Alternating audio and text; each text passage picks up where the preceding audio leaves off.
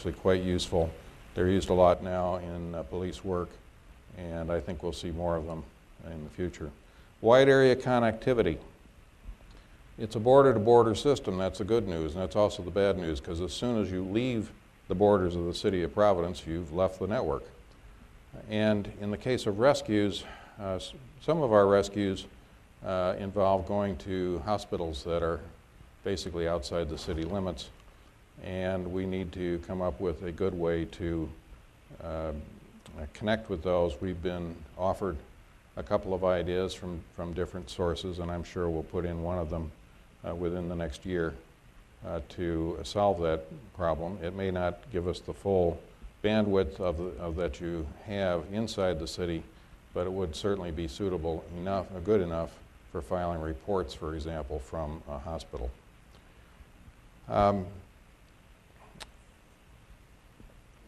I'll jump down to other municipal operations. This network, I am now very convinced that mobile broadband wireless data communications is going to transform the way the city of Providence works over the next decade. And I think that will be true in every city that puts in such a network. The fact that it's mobile, the fact that it's broadband is already, I can see, has had just an enormous change in the way the police think about their work, the attitude they bring to the work, the kind of service that they can deliver. And I think that this will also carry over into public works, into the building inspections department, and even other areas, parks department, the folks that go out and take care of downed trees and that sort of thing.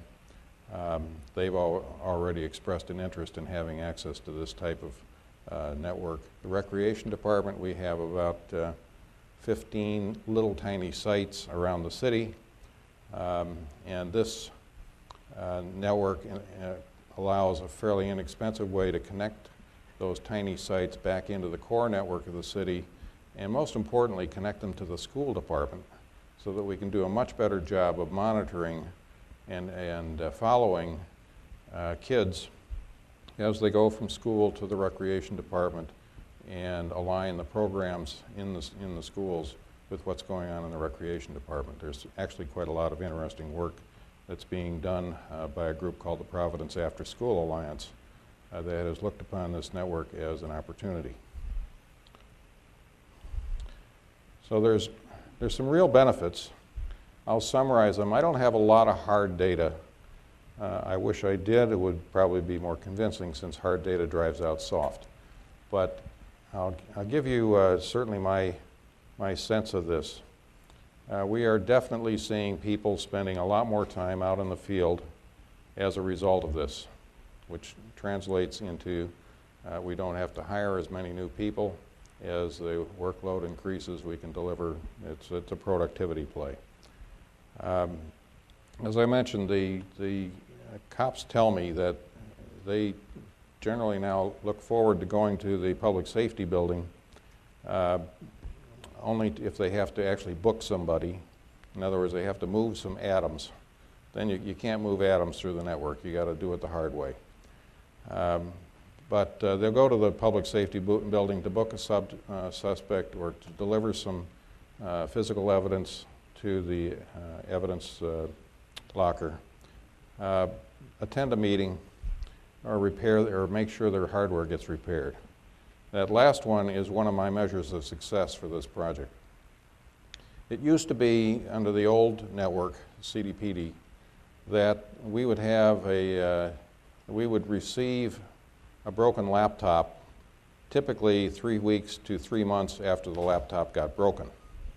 That there was a message in that. Basically, the CDPD network was a piece of interesting but not very important stuff in the car. Nowadays, when that laptop gets broken, it generally makes its way back to the IT department at Public Safety in about 3 hours, and along with a guy that's saying, I got to have this back. You understand, this is my desk. It's become and this is in a matter of 5 months after full deployment. This has become part of the way of life of that department. That, to me, is a very strong indicator of success. We're seeing that through the network, and especially with the applications that the network is able to deliver, a much faster distribution of data, but also high-quality data. Another anecdotal piece is that there is a lot less voice traffic in the voice system now, which is making the dispatch people more productive because they don't have to repeat a message. If the message is sent out as data, for instance, a street address or something like that, it's data, it's there on the laptop. It can be referred to. Again, if I didn't hear it the first time, it's right there. I don't have to call back and say, repeat that last message, or what's the name of that suspect again, or all that kind of stuff.